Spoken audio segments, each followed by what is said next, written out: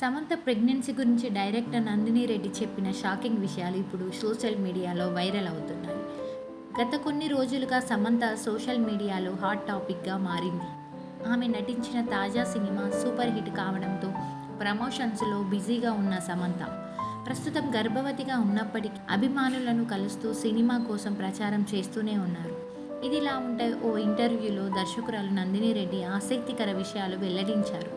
తస్సదియ్య పాట షూటింగ్ సమయంలో సమంతకు ఆరోగ్యం బాగోలేదని చెప్పింది.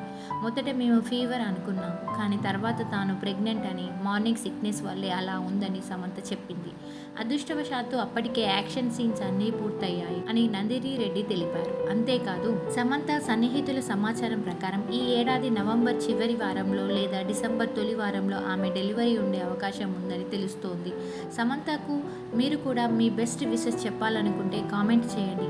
ఇలాంటి సినీ అప్డేట్స్ కోసం మా ఛానల్ను ఫాలో అవ్వడం మర్చిపోవద్దు.